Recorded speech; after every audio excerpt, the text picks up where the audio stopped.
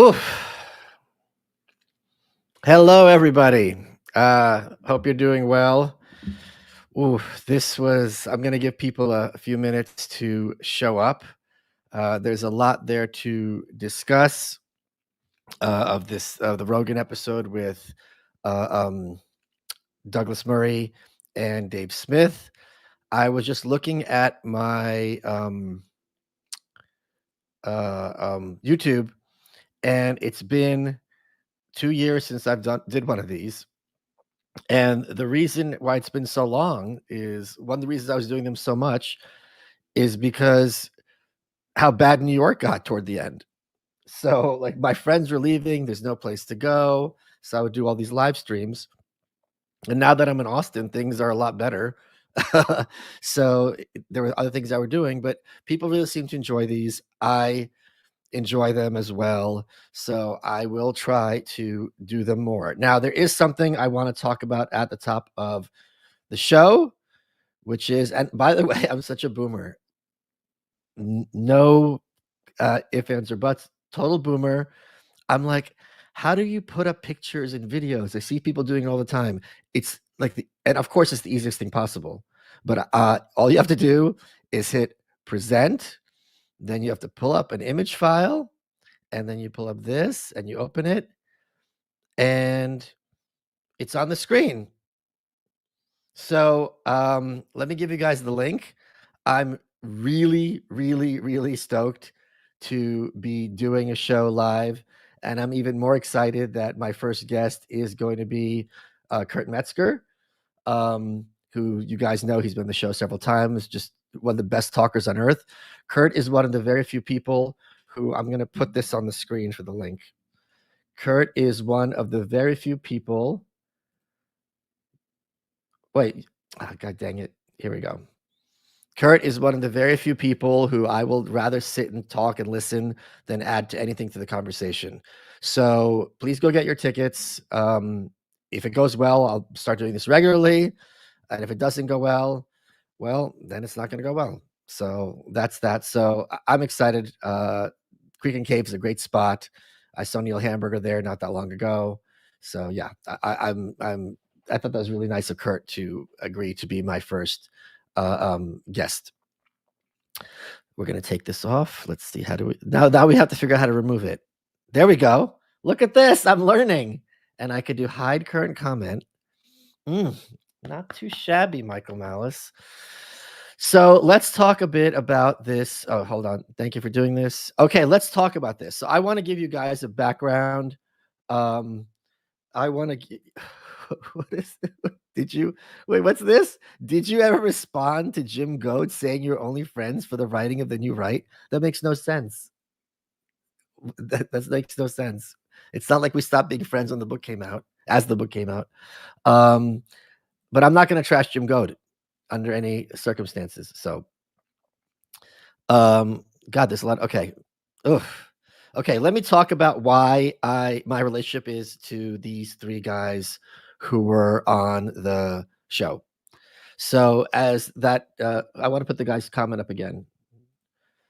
So as Fear the Old Blood said, during the lockdowns, me and Dave would do crossover episodes. He'd come on my show, You're Welcome. I'd come on his show, Part of the Problem. And we would do this throughout. And it's one of the things I'm proudest of, not in the sense of it was some big accomplishment, but the sense of a lot of people said you guys kept us sane. And it was really fun. I really enjoyed it. I'm like, if you can help people doing what you do, it's really kind of just icing on the cake. So I look back fondly on those live streams. We really enjoyed it. We got it. It was also funny because at a certain point, there's only so much politics you could talk about. I remember some guy got really upset because I asked Dave what his love languages are, which is how people express affection. And it's like, look, like this is opportunity for people to get to know us. So, that was, oh God. Okay. I disagree with Douglas, but I don't think he articulates it well. If he doesn't get a solo episode, will you book him and give him space to spell his position without adversarial positioning? Okay. Off the top, spoiler alert. Douglas is my guest on next week's show. We recorded it the day before he was on Rogan. I did challenge him on his positions, not in a aggressive way, but just the basic questions that you'd expect. Why should we care about Israel? Isn't this an apartheid state? Blah, blah, just so you can watch it. And I think he handles himself well.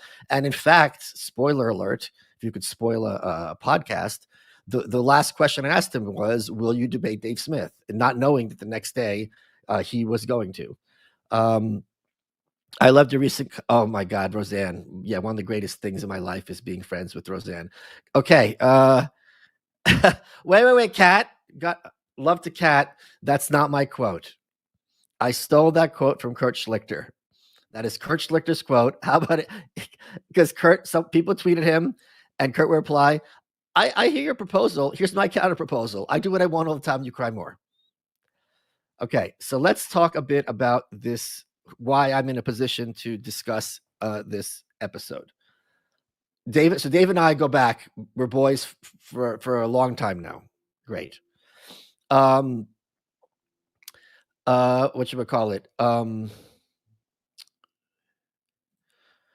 Rogan, I've been on several times. I don't want to mention how many. It's 9. Dave should write a book called The Ramblings of an Uncredentialed Jewish Comedian. Have to write a book alleged. I'm going to talk about this because this is really driving me crazy. And I have some tweets I'm going to put up on the screen that address this preemptively that I've been talking about. Douglas. So Joe and I are friends. I guess they're as friends. We text. And Douglas, I had him on my show once when I was on Gas Digital, and then I had him on again. What do you call it? This past week, and then we had dinner. So I know him the least. Okay, here's about Dave. So let's talk about the beginning of the episode. So Jesus Christ. Okay, I don't know what to do because of this. I feel like it's bad to not address the super chats, but I also want to get to my point. So I literally don't know what to do. I'm sorry, guys. This is wonderful. Well, this is so wonderful. Your shows with Dave helped me when I was in lockdown and led me to follow Dave and Tom Woods. That partially led to my anti-war position. So I guess you want me to apologize if you're going to Tom Woods. Did you hear Ron Paul sold out to Big Pharma? He's endorsed by Sudafed.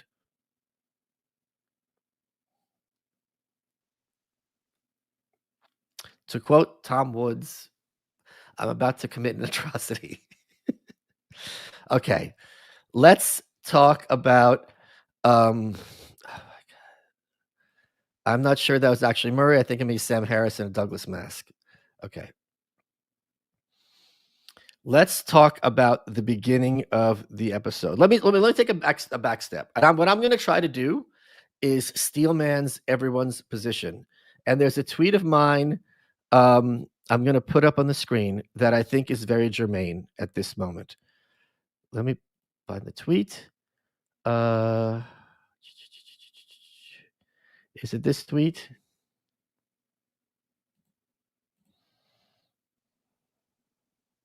What did I just put up?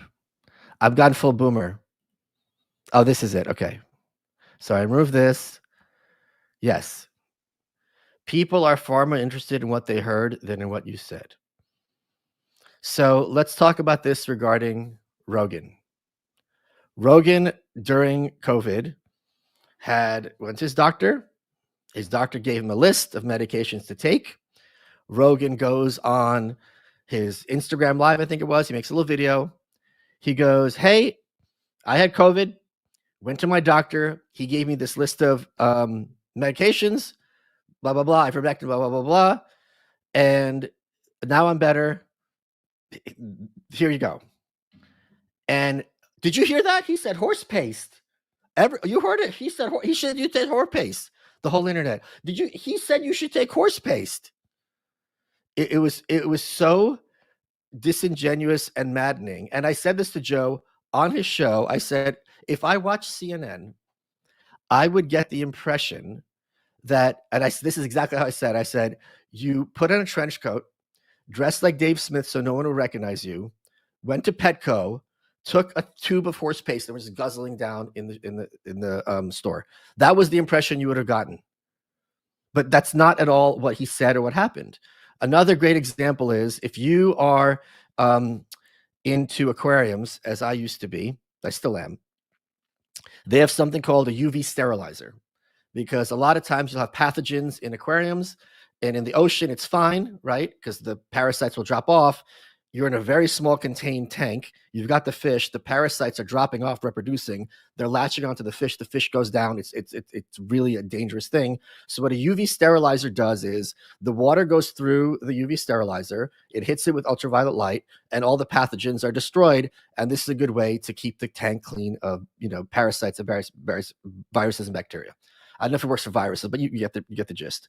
So when Trump during COVID was talking about, oh, maybe you can take the blood and hit it with, some light. That's what he was referring to, or something analogous to that. Oh, did you hear that? He said, inject yourself with bleach. Well, we heard it sterilizer. That means bleach. You all heard it. And people will tell you to this day that they heard Trump say you should inject yourself with bleach, and you will never, ever, ever, ever be able to dissuade them otherwise. The biggest example of this is very fine people. You guys, I'm sure everyone watching this knows this hoax. I don't like calling it a hoax, because a hoax is like a joke. It's like a fun, like, oh, I played a hoax. It's like a prank. It's a lie. It's not a hoax. Hoaxes are nice, benign.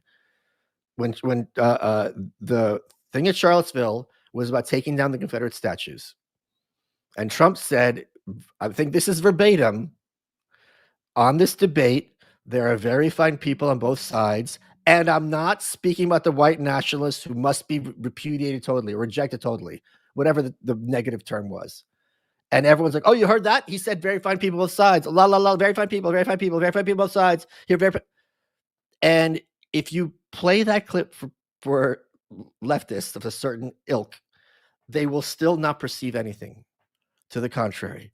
And it is so frustrating. So what I like to do, and why I always say I prefer to do discussions rather than debates, is because there shouldn't be an incentive to say, hey, you know what? That's a good point. I did a debate with Tom Woods about Alexander Hamilton. He kicked my ass, but that was like a fun, frivolous topic that doesn't matter. You know what I mean? Like, everyone can have their opinion about Hamilton for themselves. He's not going to be president or anything like that. And there's so much there to unpack, and he's a very complex figure. So it's a fun, completely frivolous topic. When you're talking about serious things like kids dying and violence and war, I prefer, let's have a discussion and hash this out, and instead of trying to dunk. And I'm not saying anyone involved in this is trying to do that, but that's my personal preference. In fact, your friends in this space have strong opinions and often dislike each other heavily. Is this hard for you to navigate at an interpersonal level? It's excruciating. It really drives me crazy. It really, really bothers me when I see people who I know, if I got them in a room, would respect each other, just to be dunking on each other in very vulgar ways. It really bothers me. It really bothers me a lot, especially when the people are not in a position to enact policy. Now, if they were a politician, that's very different, right? If you're talking about someone who's actually passing legislation, and forcing these things, okay, then we have a different story. But if it's just some asshole with an opinion like myself, I think that's a very night and day situation. Anyway, so I've had Dave on to do this. We had discussion with him and Will Chamberlain on Israel on my show. He had one with people like, oh, you should debate Constant. He and Constant had a great discussion about Ukraine on my show. I came into that, and I want to quote Dave from the beginning of the Rogan episode, because Rogan's asking about the different types of people who are liberty-minded. And what Dave pointed out correctly, he's like, look, he comes from the Ron Paul school, which is very anti-war, and that's kind of their big issue. And there's the Rand school, which I'm much more a party of, and I don't care about foreign policy anywhere near as much as Dave does, or the Ron Paul people. I don't. I'm much more concerned about Washington. I will always be more worried about what's happening in America than what's happening in Beijing, Pyongyang, Jerusalem, any place, or Moscow. Now, I'm not going to not care, but it's not going to be as much a priority for me. And then people try to conflate it, be like, well, you can't have one without the other. I think you can. That's just my 2 cents.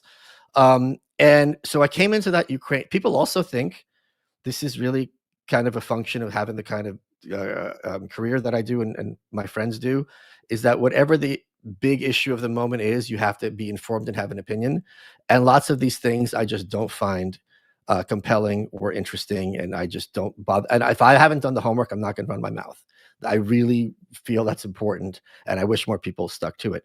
So, what I really liked about the discussion between Konstantin and Dave about Ukraine, where I was born, is I came into it like having a very layman's opinion. My answer for all of these things is what will get to no one dying. That's my only goal. And I really bothers me because a lot of people for these issues, and I'm not saying Douglas, I'm not saying Dave, I'm just saying broadly speaking, is it's like an underpants gnomes thing. So the underpants gnomes, from those of you who watch South Park, there were a bunch of gnomes and they were stealing underwear. And it was step 1, steal the underwear. Step 2, step 3, profit. It's like, okay, what's step 2? So they think there anyone who claims that there's this simple, they always use the word just. Well, Putin just, Israel just. I've never heard anything that is anywhere close to plausible being resolved in one sentence. It's and I remember when I was in college, this was in the 90s, when Bill Clinton was pushing for socialized healthcare. And I was talking to my bioethics teacher. She was in her mid-30s, I would guess, at the time. And the big argument for Clinton taking over the entire healthcare industry was that there was rationing. Like some people couldn't get healthcare, and that's not fair, right? So she wanted socialized healthcare. I go, but in this bill that Bill Clinton is pushing, lots of people are not going to, by law, like if I'm rich, I can't buy more healthcare. It's banned. Like they were going to put doctors in prison for this. It was really crazy. You guys can look up the history. Hillary was in charge of it, and she blew it up so badly, so badly. The Republicans took over Congress for the first time in 40 years.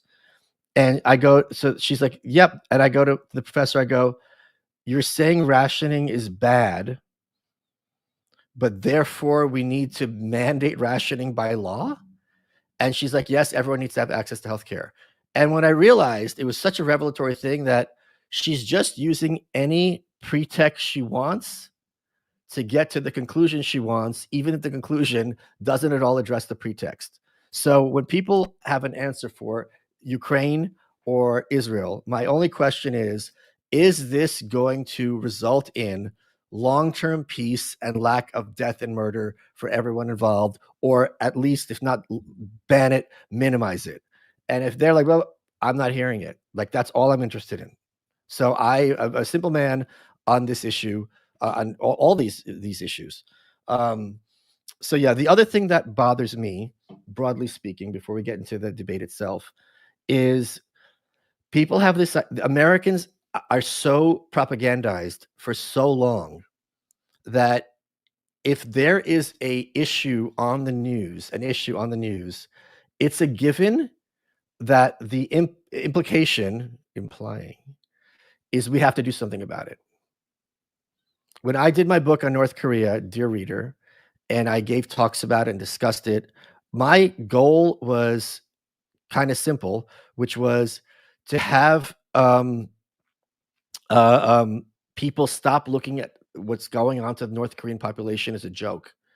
Now, this was in the context of Team America, by the South Park guys. Shane from Vice went there, and he presented as kind of a carnival. I don't blame either of them, because it's really, when things are dark, it's sometimes easier to put it over in a humorous way. But I've said this all the time when I was talking about the issue. I'm like, my only goal is to take that camera off that clown, Kim Jong-il, the dear leader, and move a little bit to see behind him all those bodies. And I was part of the people who, I can't take sole credit, obviously, but that has succeeded. Succeed in the sense that when people look at North Korea, they don't think it's a joke. They think this is really horrible and tragic. And I would always get asked, what should we do? And I would always say, I have no idea. I have no idea. There's not even bad options. Like, and I went through why, but when we are as Americans presented with an issue on the news, it's always like, here's a problem, therefore we got to do something about it. And we meaning the government.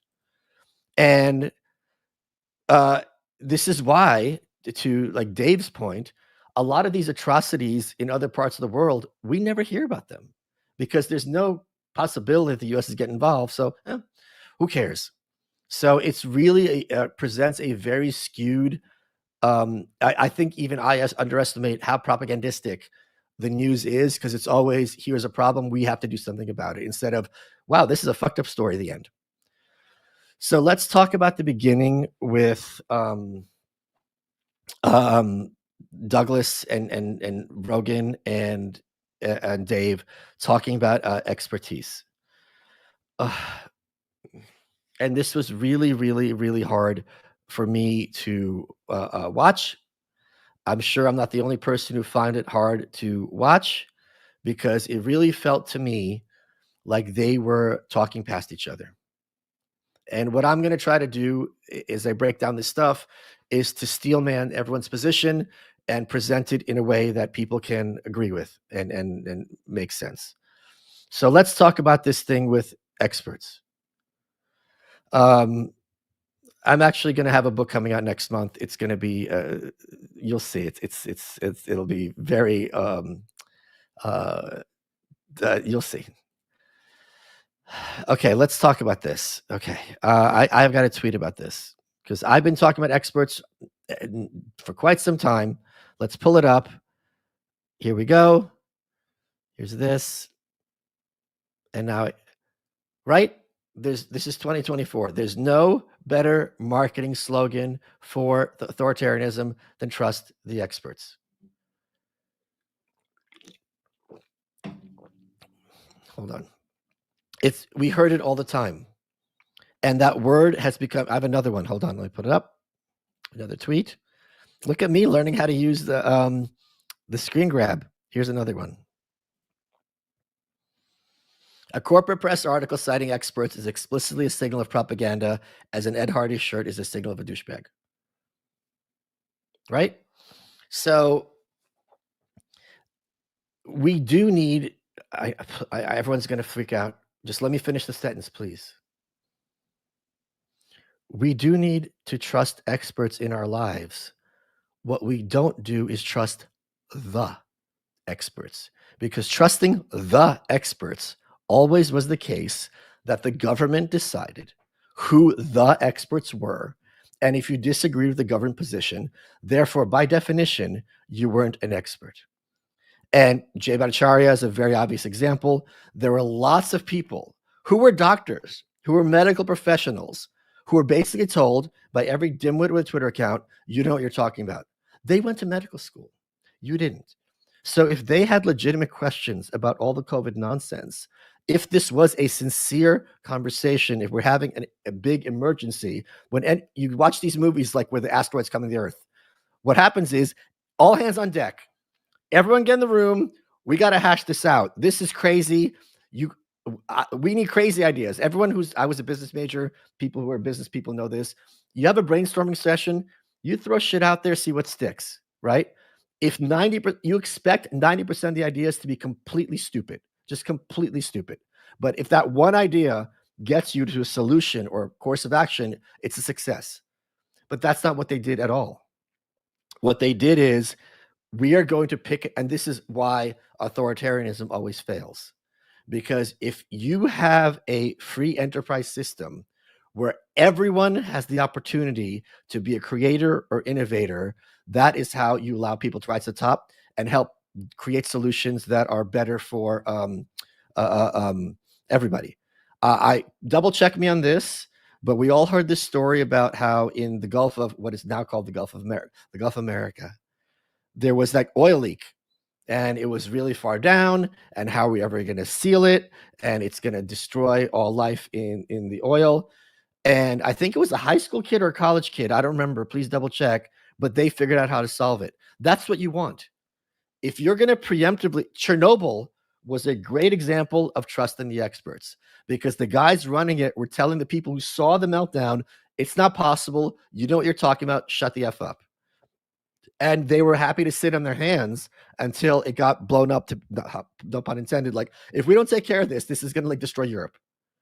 So when you have the experts, that is exactly the time when things get very dangerous.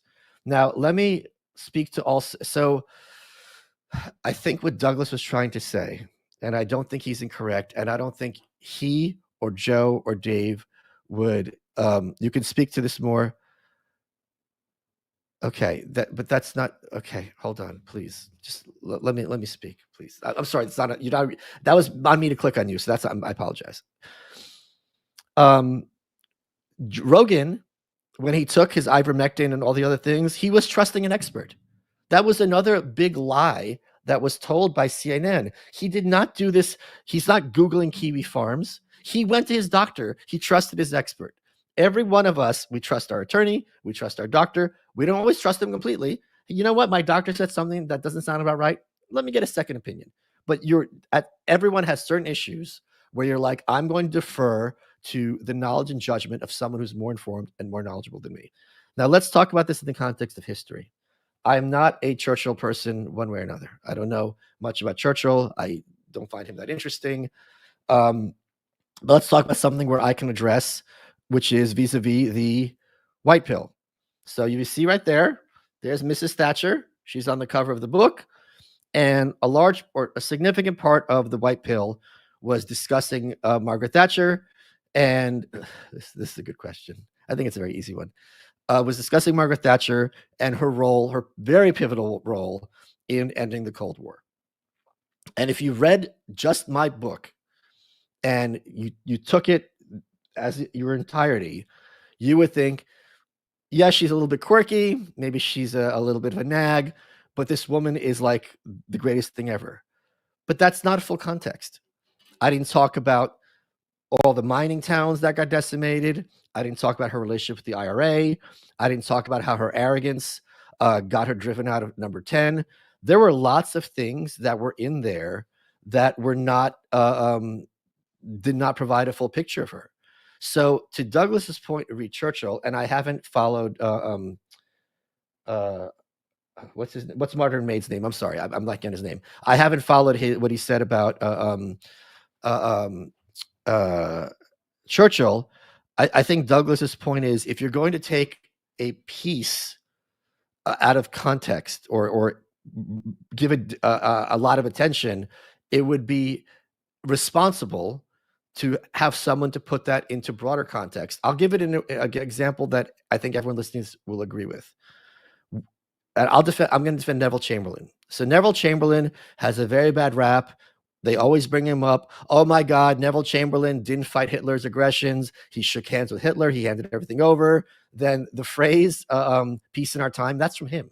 So after he shook hands with Hitler, he gets on the balcony, I think it was wherever it was, and he goes, we will now have peace in our time. Now go home and get a nice rest or a good night's sleep, something like that.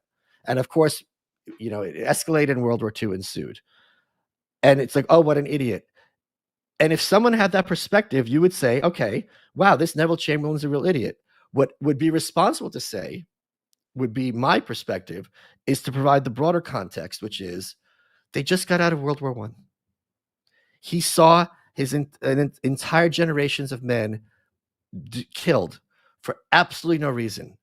And the ones who weren't killed came back deformed and mangled. In fact, people might not know this, plastic surgery was invented as a result of World War I because it was the first time you had human beings facing these massive machines in warfare, and they were coming back as monsters. And I think it was George Gross, I think that's the guy's name.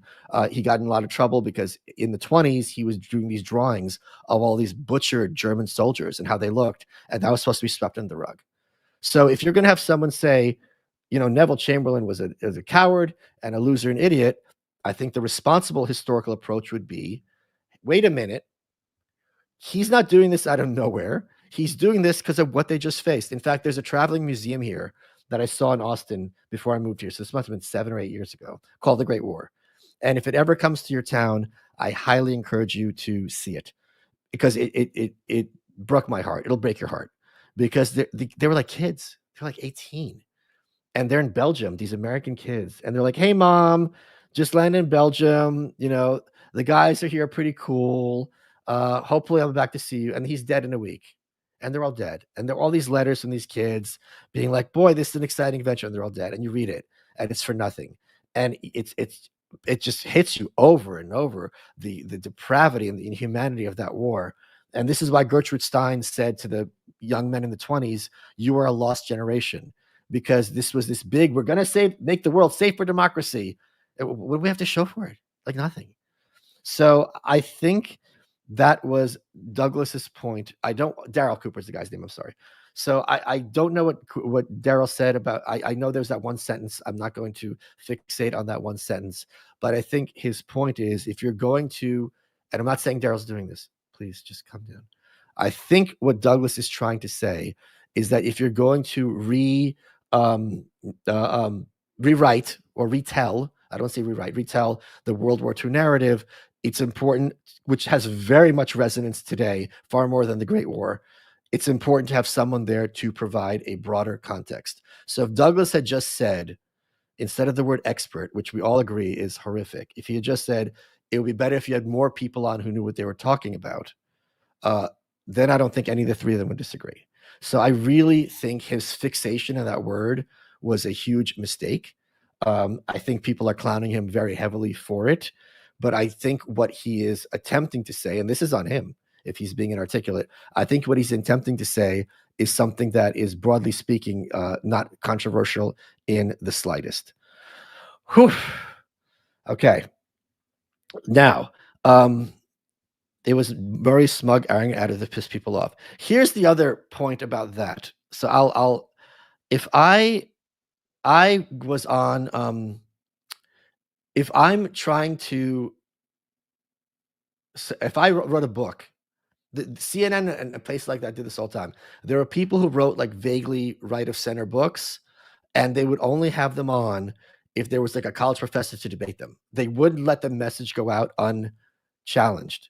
So for me, if I am writing, but then I'm not writing a book about something as contentious as Israel, what's going on in Gaza.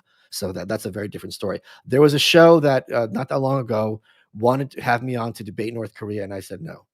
Because, and again, North Korea is not the same, obviously, as Israel and Gaza, because I'm like, if you're going to have someone who's defending North Korea has every excuse in the book for, the U.S. made us do it. It's their fault we have camps. I'm not interested in engaging with someone like that.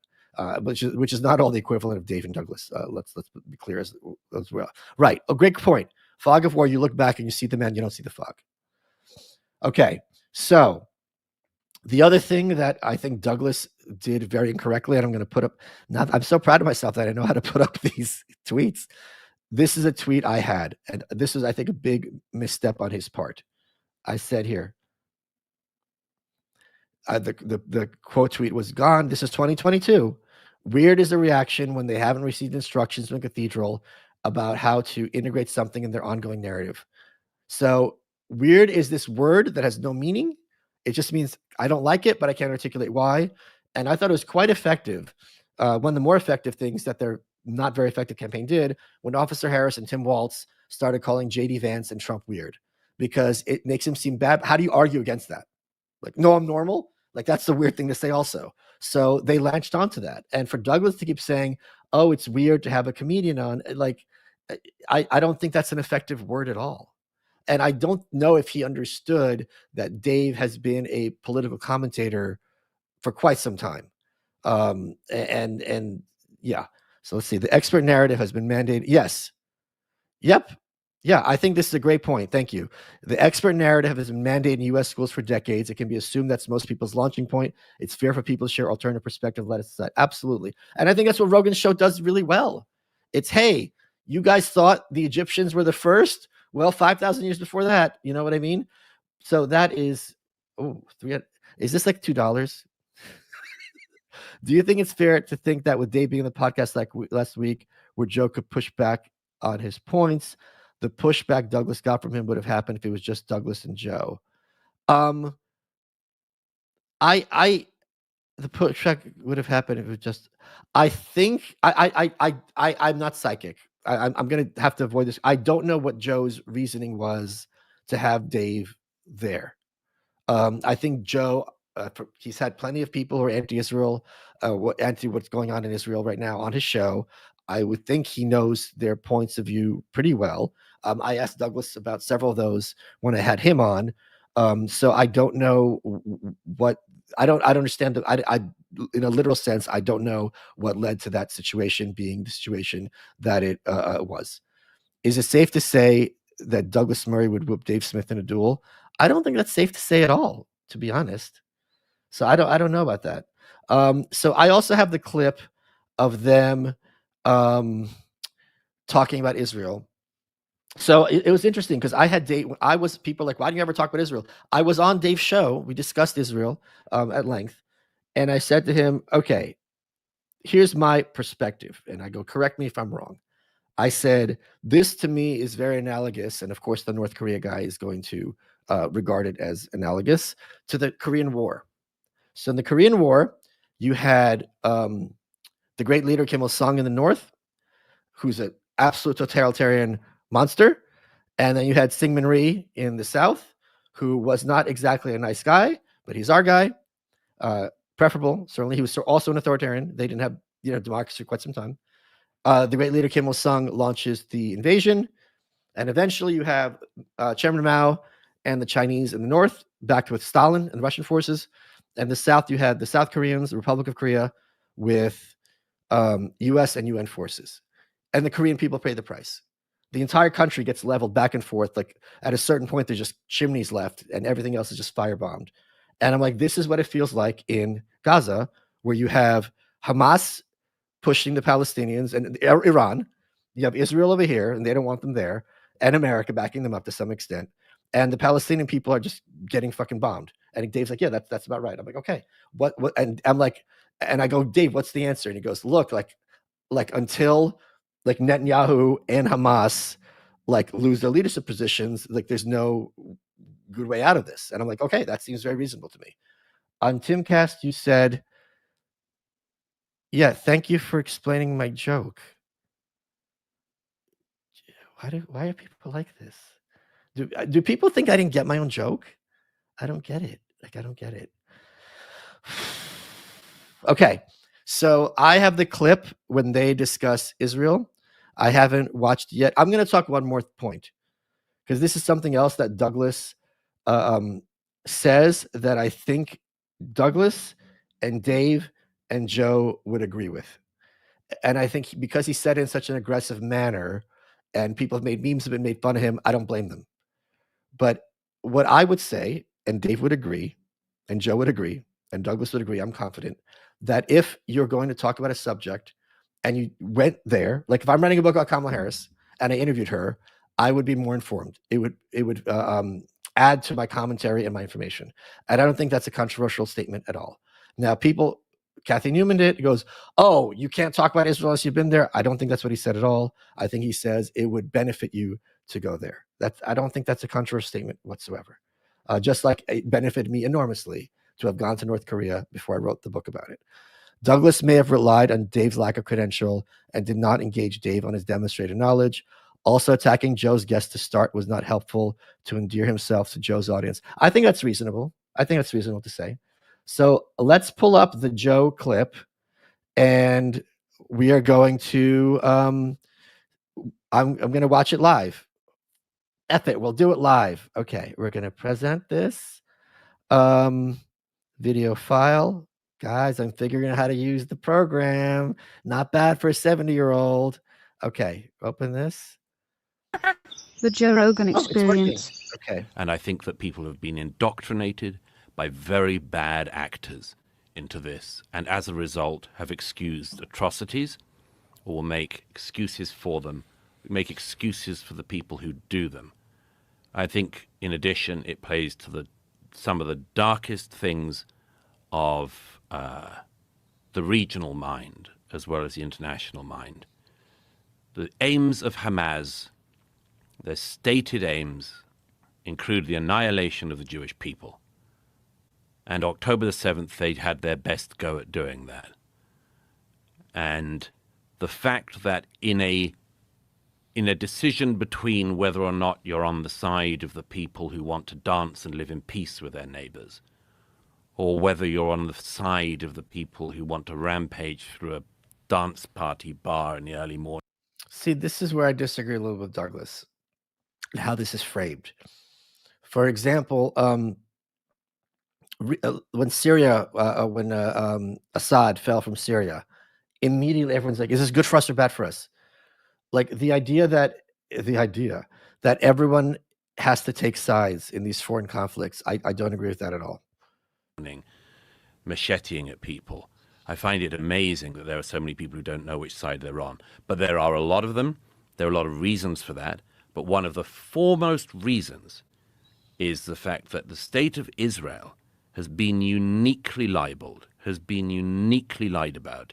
Its history has been uniquely lied about. It has been uniquely put under an international spotlight and then misrepresented in a way which I cannot think of many other countries in the world that have been treated that way. And there are deep reasons for it and shallow reasons for it. The deep reasons include some of the most ancient bigotries of the human heart, and the shallow reasons are people who don't know what the hell they're talking about. Okay, I think that look, I'm not going to speak for what every person out there believes. I don't exactly agree with like the characterization that there was no outpouring of like feeling after October 7th. And certainly like everybody I know was just like, oh my God, this is like a horrific atrocity. And like an unprecedented terrorist attack from Hamas, the worst terrorist attack in Israeli history against Israelis. And it was horrible. I think what a lot of I'm not arguing that there are no people who are actually pro-Hamas or there are no people who are actually like hate Jews or something like that. I do think that what happens is that a lot of people get put in that category who do not belong there. Much like we've seen this over the last year and a half, where a lot of people, you have John Podhoretz calling Thomas Massie anti-Semitic scum, because he said, we're dead broke. We can't afford to fund everybody else's war here. People have been calling Tucker Carlson anti-Semitic all over the place. When these are two guys, Thomas Massie and Tucker Carlson, who have never uttered the words "the Jews" in their life. Like they're just not. Wait, this is. I disagree with Dave. I'm not talking about Thomas Massie or Tucker at all. But there's different types of hatred, so you don't have to use that phrase, and you're also entitled to your opinion. So I don't think that I don't. So not anti-Semites at all. So there's a lot of people, I think, who are, when they're critical of the Israeli government's response to this, get lumped in as pro-Hamas. I will certainly say that's certainly not my position. I think your description of them, death cult, by the way, the same term that Daryl Cooper used to describe Hamas, I think is an accurate one. Okay, good. And it was horrible. But I think that I think that your characterization, first of all, of that they gave the Palestinians a state in 2005 is just wrong. I just think that is not at all an accurate way to describe the disengagement, which we could get into more if you want to. But first of all, I agree with Dave. I don't think they gave them a state. They gave them area, but even still, it was not at all analogous to a state. Point out that if the two-state solution was achieved, I assume you're arguing it was taken away after that. You're not still arguing that the Palestinians have a state, or are you saying they have had a state since 2005? They were given a state in the Gaza. And when was it taken away? Well, they kind of screwed it up for themselves on the 7th of October. So you're saying from 2005 all the way till October 7th, there was a two-state solution. It had been achieved. Well, it was another state, yeah. Oh, okay, but that would be. I don't understand what Douglas is saying. Like here, like I don't. Like I'm trying to see things from his perspective, and I don't understand. Two states, then. No, it was another state. It was different from the PA. Okay, right, but I'm saying a Palestinian state. Yeah. Okay, so what's interesting about that is that this is not how any of the leaders really describe it. I mean, when Netanyahu himself is not claiming that they had already achieved a two-state solution, why are you talking about this? What happened in 2005 in the disengagement was that essentially Israel went from occupying the place to surrounding the place. Okay. And they've had it under a brutal blockade since 2007. And yes, you were right that it was. Why do you? I don't agree the blockade was brutal by any means. You don't think the blockade of Gaza was brutal? I mean, how brutal do you think the Egyptians are? Pretty brutal. Yeah. They allowed stuff in. But I don't even understand what's going on here. It's just he's just posturing. I don't understand. Okay, I mean, since Douglas, some stuff has gotten in, yes, that's true. Since No, more than some stuff. Okay. More than some stuff. Okay, I'll say this, right? Because there's been different levels of blockade, even before 2007, going back. I know in 1996, they had like a pretty strong blockade that year. According to the World Bank, it contracted 40% of the GDP. So here we have a comment. What's it say? 30% of Israelis somewhat or do one two-state solution. Parliament on 25%. Okay, interesting. Of Gaza. So just for reference, the Great Depression was a 30% contraction. This was in 1996. For 1 year, they gave them something worse than our Great Depression. That was just 1 year. From 2007 on, there's been a blockade of that country. You don't think that's kept the country poor? Why do you think there's a blockade of any kind? Why is there a blockade? Well, I mean, Okay, so this is something I don't understand. So if you are going, I literally don't understand, because this is Douglas's chance to say the reason there's a blockade is X, Y, and Z. And that would be a fruitful discussion instead of being like, why do you think so? Tell us why you think so. The argument from Israel would be why do you think? I would say, okay, I think that the disengagement, I think Smotrich was correct when he said that, I'm sorry, my mistake there. I think which another quote that I'm sure you're familiar with, but Dov Weissklav, who was the senior advisor to Sharon. I want to hear Douglas's point of view. I want to hear, I don't get this. Minister at the time. He essentially said the reason we're doing the disengagement, the reason we're doing this is so that we can put the peace process in formaldehyde. This is the reason we're doing it. You're not answering my question. You're Yes, continuing no, to cite I'm getting there. right-wing Israeli politicians. But what do you think is the reason? I'm getting there. I'm saying, so I think they disengaged in order to kill the peace process. I think they put the full blockade around the country for the reason that they've always kind of done it there, that, yeah, they don't want too much stuff getting in. They want to keep them, as they put it, on a diet, and they don't want rockets to fly into Israel. The second one is a kind of important one, isn't it? The final one you said. It is. If the Palestinian leadership in Gaza after 2005 had not from the get-go decided to use Gaza as a stockpiling place for rockets to fire into Israel, all of it would be different. If they had just resisted the temptation that so many of us do in our lives to stop keeping RPGs in our cellars and then Katyusha rockets in our children's bedrooms, all of it could have been different. If that desire to live in peace beside your neighbors had superseded the desire to stockpile rockets, it would all be different. Yeah, or if And Israel what just you hadn't describe occupied as- them for 60 years, it would all be different too. They I mean, weren't why is it the onus occupying- always they on weren't them? Well, you believe in self-determination, I'm sure. Yes. I believe in individual rights. Yeah, sure. Okay, individual rights. And that includes the right to make bad decisions. Yes. The Palestinians in Gaza, when they voted in Hamas, made a very bad decision. Yeah, of course, and Douglas. In the but years, but, hang on, yes. hang on. And in the years after that, they made bad decision after bad decision. It was a very bad decision to continually fire thousands of rockets into Israel. It was a very bad decision to use what boats came in early on and to use the smuggling networks from Egypt, not to bring in supplies you could actually build a thriving society with, but to bring in rockets. It was a very bad idea. Okay. No, there was not starvation in Gaza after 2005. No, there was no deficit of goods coming in. I've been plenty of times. There was no deficit? No, there are No plenty goods were of- kept out. There are plenty. How many? Have you been to the crossing points? No, When were you last there at all? I've never been. You've never been. Well, am I not allowed to talk about it now?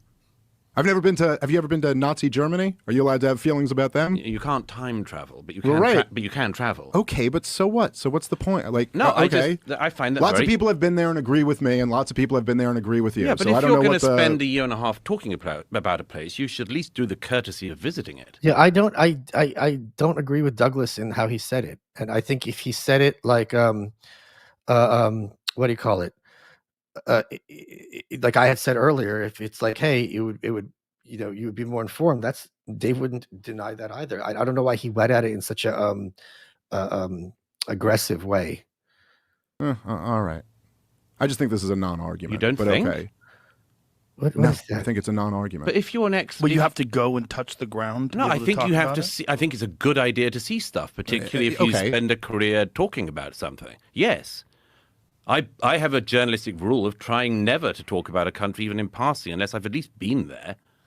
Okay. It's But that's sort of not normal. It's a normal thing to do. You're talking about Okay. hang on, you're talking Okay. about Okay. crossing Okay. Now I'm triggered. I think normal is not a good argument. I don't really care what normal is, and I think that I went to England once in 2001. I think it is very reasonable for me to say what is going on there with their free speech stuff is unconscionable and evil. And I don't think, and I'm sure if I talked to British people and I went there, I would be more informed about like how is it affecting them, whether they like it, so on and so forth. But in the context of that, I need to go there to be like, I've been to Germany. Went there for like a day to see what's going on there. I think it's perfectly fine for me and for other people who have done their homework, who try to do their homework as possible. I would be more informed if I went there again, but I think this is not a good argument. And not only have you never been to a crossing point in either Egypt or in Israel, but you've never even been to the region.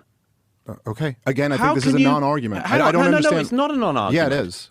It's not a non-argument if you're insisting that you're an expert of some kind, or Why not. is he fixating on this term? I don't get it. I don't understand what he's trying to get at. It doesn't make sense. to Claiming me. you're an expert, but still talking about it. I don't get it. About the provisions going into Gaza or not, if you've never seen any of this going on. So you're not That's allowed to amazing speak to about me. things that you've read about. You can only speak about things that you've seen with your own eyes. You Okay. can talk about what you want. But I don't. As But you're here, proving. Ron or KTZ, if what he's saying about the current blockade is inaccurate, you don't need to go there to be informed of this. Douglas or whoever else could bring receipts. Goes, hey, you think this is what's going at the blockade? Here's footage. You know what I mean? Like I think this is just really, yeah. But that is a different matter from spending an awfully long amount of time talking about an issue in a region you haven't even had the courtesy to visit, whilst developing all of these views about it. I mean, now I slightly get an idea of where you're coming from. You've read about this blockade, and so you imagine that that's what it is. I imagine you've read all the people who say that Gaza was a concentration camp, and you probably think that too. Am I right? I mean, again, literally a concentration camp. It shares a lot of similarities, I would think. Wow. Well, as I say, you can't time travel Let's go back to the back to the Nazi block- era. let's but go you back to could the blockade. go to the Middle okay. East and actually visit it. Okay, It's the not World, hard the to World do. Bank said. Let's pause this. Hold on. Okay. If I can see why people are frustrated with this. If it is your belief, as Douglas's belief seems to be, that it's ridiculous to call it a concentration camp, don't huff. Just say, here's the distinction, and just go through the list. If Dave is saying, from Douglas's opinion, something that's ridiculous, he just set you up. Just own him. Like what is just sighing? I don't get it. I don't understand. In 1996, for the Now one the year of the libertarians blockade. are quoting the World Bank. I love What, it. it doesn't mean anything. This is a non-argument. Yes, I'm saying the World Bank did their own analysis of this, and they said that it was Why a don't 40% you do your of the, own analysis? Hold on. What You is got to this? stop interrupting. Why don't you do your own analysis? But he is doing his own analysis. I don't understand. Okay. And let him finish I the will. sentence. The Fire World away. Bank said that 40% drop in the GDP of 1 year due to the blockade. And there's been a blockade from 2007 on. So are you saying that this hasn't had an economic effect? Is that the argument? No, of course it'll have an economic effect. So you're saying But- you have to be on the ground and do an audit of the block? I really don't like. Okay, because I was seeing a lot of comments about this debate online. And I'm glad I waited to watch it on a live stream. I want to point out to everyone watching this at home that both Dave and Joe just unironically use the phrase, "So what you're saying." I'm going to rewind this because they literally did it, which is just humorous in and of itself. Let's just watch that again. Bank said that 40% drop in the GDP of 1 year due to the blockade. And there's been a blockade from 2007 on. So are you saying that this hasn't had an economic effect? Is that the argument? No, of course it'll have an economic effect. So you're saying you have to be on the ground and do an audit of the blockade in order to be able to comment on it? I think you should at least know what it is, what the territory is, what the situation is in the region. Yes, absolutely. And the only way... Hold on. Murray was being an elitist. It's like saying we can't have an opinion or complain about DC being a swamp because they don't be able to touch the ground. Yeah, I don't get it. Happy Pesach to everybody. I'm being a bad Jew today. So you're saying if Douglas Murray and Dave Smith stepped to the octagon, it goes to decision. Douglas is pretty yoked, so my money would be on him. Instead of presenting facts, he tried to undercut Dave's credibility. Classic leftist tactics and front stress. I don't understand this. Like, I don't get it. To do that is to be there in person. I think that's the best way. It's not the only way, but it's the best way, for sure. Okay, let's steelman this. Let's suppose Douglas is correct that is the best way. I think people would agree, broadly speaking, that the more direct information, the more you're there, the more you learn, that would be the best approach. But that's not the only approach. We have things called secondary sources. We have things called discussion. We have things called debate. So yeah, if you can't do that, there's plan B. It's not binary.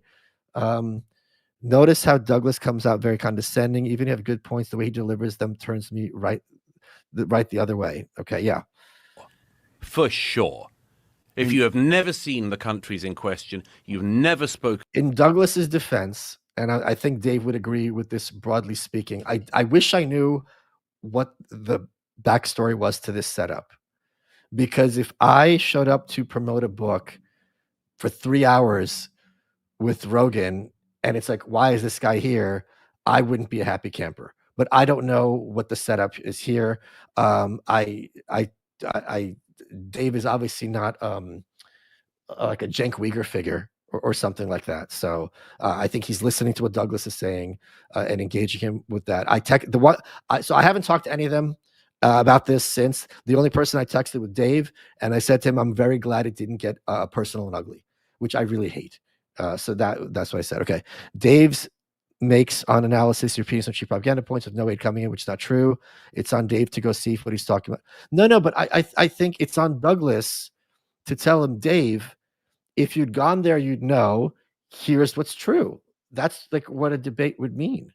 So if someone's uninformed and you're arguing with them, inform them and inform the audience. You missed my chat earlier. I think this is a cultural difference. Let's open it. Is this it? There's a lot of these. Oh, here. Is this it? I'm sorry. They're just coming in and they're vanishing. Okay, sorry. Okay, what's this one? This is my point for you in North Korea. Going there helped me mess with your book, but I don't have to go there to know it's a hot situation. Sure. To the people in question. You've never interviewed anyone. You've never gone around. You've never seen the terrain and so on. And you've used Wikipedia. I'm sorry. No, that's not the same thing. Okay. I don't think he has visited Wikipedia. I don't know where that Wikipedia thing's from. David admitted he hasn't visited any, not some of these places. He talks about equally get off your ass and go somewhere if you care that much, man. Murray never said Dave can't have your opinion. Sure. Okay. Well, I've not just used Wikipedia, but didn't you write a big piece when the war in Ukraine first came out titled something like, I've been to Ukraine and they can win, they can repel the Russians? So you could go there and still get it wrong, right? No, I was with the Ukrainian armed forces in 2022 when they were retaking territory from the Russians. Right, the last time they had any advances, yeah. Right. I said I can see how they can win, which would be advances like that, yeah. You said if we just fund them, or if we just arm them, that they can then repel. I said that the Ukrainian army was making great successes, which it was when I was with them in the fall of 22. Okay, listen, there were lots of people who went to Iraq and said, we'll be greeted as liberators, and it'll be paid for in oil, and democracy will spread through the region. So I don't know, either take on the arguments or don't, but I don't think but your arguments... That's a fair point. If there've been many, like if I'm on live stream, like let's right now, if someone super chats me a dumb question, I'm not going to be like, well, I'm the live streamer. You're just a pundit. I'll address the question. If they're wrong, I'll say where they're wrong. And there's not even a pretense the person asking the question is somehow an authority in any kind. So I don't understand. Okay, fine. Well, then present a counter argument to it. But to just tell me I'm not allowed to talk about something because I'm not an expert. You're not allowed to okay, talk fine. About well, you're it. not I've an expert, so you shouldn't talk about it. You haven't been there. Yeah, I know. But you keep playing this game where it's like the whole opening to this podcast was like the non-experts talking about this is such a problem. Now you're saying because I haven't been there, I can't talk. Okay, now let me take another step back, and this is something that I think Dave would also agree with. Let's talk about autodidacts. So autodidacts, which is a great word, is people who are self-taught, right? And I'm going to use this in reference to myself. The reason that the white pill is subtitled A Tale of Good and Evil and not a history is because I'm confident that if I sat down with a historian of the Cold War or of the Soviet Union, they would really wipe the floor with me and educate me. I was telling a story. It's not at all, in any sense, doesn't pretend to be a comprehensive history. I don't talk about Vietnam, Cuba, Mao, all these other huge parts. I think I mentioned Brezhnev once. There's huge things that are missing because I'm telling a story. So I think the point being, it's better when people have broader context and broader perspective are in a position to speak on history. And here's H.L. Mencken, whose picture is hanging over my desk right now, wrote a book called The American Language. And linguists think it's a joke because when you are like self-taught and going down rabbit holes, you're not aware of the broader literature. I'm not speaking about Dave. I'm not speaking about Daryl. I'm just saying this is often a problem when you're not in the field and you go down rabbit holes. You don't know what people who've made this their life's work kind of take for granted. This is a very common issue. About it. Is there a blockade there that's causing economic devastation or not? According to the World Bank, there is. First of all, I don't think it's a game. I don't think it's a game at all. Me neither. I'm not playing a game. Okay, but this is semantics. No, but this is important. Mm-hmm. I've seen plenty of this up close. I've seen plenty of this with my own eyes because I do believe that one of the things you should do if you're talking about something is to see it. Yeah, you've established that. Is there a blockade? The blockade that existed. Douglas's arguments are pretty much the same as your aunt on FB on the rare occasion that he actually makes an argument besides people authority. He's very talented, charming, but he's being disingenuous. Hey, Michael, since you were in the room during this debate, do you have really ability to respond intelligently? But would you not agree? I'm not trying to sing you out, Joshua, that if I was in the room, I'd have more to add. Like I'd be able to see the body language and I'd be able to kind of have more background. So you would agree with that. So I think that is, and I think Douglas would agree with that and Dave would agree with that, and so would Joe. To the extent it existed, was a blockade to try to make sure that the Israelis and the Egyptians knew what materials were going in and out of Gaza after the first rocket fires, when Hamas, in fact, before Hamas was elected. The Israelis and the Egyptians didn't do a very good job of it, were meant to be trying to make sure that the materials that went into Gaza were not materials that could be used to build up the Gazan Hamas war machine. The reason why trucks get searched. Okay, so this should have happened 5 minutes ago. When Dave was like, this is why there's a blockade. This is your side. Explain it. Explain why there's a blockade. This is information. Is not because the Israelis want to search through grain or flour. It's because they wanted to stop the trucks containing the arms and the munitions that the Gazan Hamas and Islamic Jihad fighters were going to use to fire against Israel. And I'm sorry, it just makes the most obvious strategic sense. As the late great Joan Rivers once said, if as an appeal to authority. That one I'll allow. That one I like. She also said that Michelle Obama's a man. Yeah, I know. But you know what else is really bothering me? These are three funny guys. Douglas is extremely witty. And it makes me sad that obviously this is an extremely intense issue. Kids are dying. Like, let's be honest, but if it was handled differently, like I had on my show with Dave and Will, there was, because at the end of the day, these people can't do anything about it. It would have behooved everyone. And this is what I tried to do with Dear Reader, like put some humor on it because it's such dark stuff. And I understand people's intensity and passion, but if we had more of a conversation like this, I think everyone would learn a lot more. Maybe I'm being naive. I don't know. Dave isn't calling the Gaza situation a game. Yeah, sure. Okay. And here we have, for most people, politics, Rorschach. That's a no-brainer. The effective trolling burns would likely increase the expert level if you had been there. I wouldn't be trolling. I would be very much focused on moderating and steel manning and facilitating discussion instead of getting them to butt heads. And that's happened again when I had these guys on, because people ask, "Oh, why is that?" I have lots of friends who really don't share politics, and I don't share politics with many of my friends. But if they know they'll be respected and heard and treated fairly, it's really easy to get people who disagree, as long as they don't despise the other person, think they act in bad faith, to have these kind of conversations. It's not hard because they want to. Oh man, okay. Tim says, seeing a thing with your own eyes can enrich your perspective, but we're Dunning-Kruger. Sure, that's fair. Visitors versus expats. Yes, that's very fair. That's a very fair point. And Ben says, both parties assume that human flourishing is a good thing. Seems arbitrary and aren't argued. I think that's a fair assumption. I share that assumption. Okay, are we cut up? Okay, let's finish this. No, I'm saying she got everything right. So continue. Go ahead. But as Joan Rivers said, if New York was being rocketed from New Jersey, we would level New Jersey. I don't think you need to level it, by the way. Max Blumenthal was to Gaza. He saw what they wanted to see. Now he thinks he knows everything. I don't know who Max Blumenthal is. I can't speak on that. But you would at least try to make sure that rockets weren't being imported in larger quantities into New Jersey. Of course. Okay, that's all the Israelis were doing. No. Okay. Okay.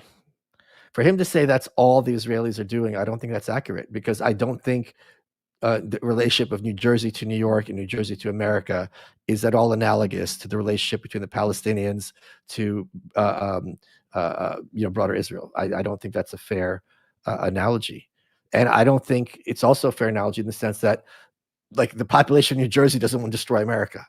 So this is, I don't know if it's fair. I felt Douglas comes off like he believes that non-experts. Hold on, I'm going to remove this. I feel Douglas comes off like he believes that non-experts' opinion on these topics shouldn't have the weight they do when they have big audiences. It feels condescending. He's not wrong, and I don't think people would disagree in that a lot of times, and this applies to me, people can get big audiences by being blowhards. Joanne Reed, right? Joanne Reed had a fairly big audience. I don't think Joanne Reed knew what she was talking about. I think and for people who can't distinguish between the left, I think there's a very big difference between Joanne Reed and Rachel Maddow. I think Rachel Maddow is smart. I think Rachel Maddow often did homework. I think she's often grossly dishonest. But if I had to, which of those two would you want to have as your accountant or as your doctor? I mean, it's a no-brainer. So I think that is kind of what and I think Dave would agree with that as well, that a lot of times people who have big audiences doesn't necessarily they mean what the hell they're talking about. He challenged, what's his name, Hassan, to a fight. So yeah. Oof. This step, it just really, I think it's just unfortunate. I guess it's just unfortunate because Mansour Ashkar is a Druze Israeli and former IDF Special Forces. I think it's unfortunate because I feel like this debate between them didn't really move the needle. And I see a lot of these. I want to thank Sydney. She tweeted out, she goes, Scott Adams has this idea of, like, what we're experiencing as our culture bifurcates is it's two movies on one screen, and some people see one movie, some people another. I see a ton of Twitter comments. Oh my God, Douglas put Dave into the ground, and everyone else like, oh my God, Douglas came off terribly. Dave owned him. And what would have been great for me and for a lot of you, I'm sure, is, wow, I learned so much. I can understand both perspectives now. So a lot of people also think there's only one perspective to understand, which is fine. But even if you disagree with the other perspective, it's not all and both sides. I don't think everyone on both sides of this issue is in bad faith. I think that's crazy to say. Is Murray's pointing out that Smith hasn't been to Israel a backhanded attempt on Smith's Jewishness, implying? I don't think that's the case at all. No way. There's no way that that's the case. I don't know that Douglas even knows that Dave's Jewish. Smith. So yeah, I don't think that's the case at all. I listened to the White Pill. It made me cry. I hope you're happy with yourself. Take my money. Yeah, imagine writing it. So a lot of people make fun of me. The Nazis do, because I was crying in Lex Friedman's podcast about my grandmother running for her life and facing starvation during World War II. But I was also at Gold's Gym crying about the Berlin Wall. and Peter Fechter and things like that. So yeah, it was brutal to write that book. Joy Reid is from the Credential Cast. Sometimes they're the dumbest. There's education, and there's intelligence, and there's money, and there's class, and they're not at all the same thing. It's not possible, guys. This was really so. I'm glad this went so well, and you guys enjoyed it so much. I'm going to start doing these again. If you please. Oh, so I'm going to put this up again.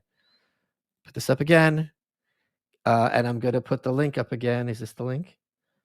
I'm going to put this on the screen. Please go get your tickets. I will look forward to seeing you in person in a few weeks.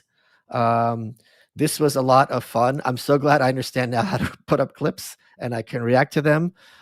Please subscribe. It's youtube.com/MichaelMossOfficial. I might be moving this to Rumble, though.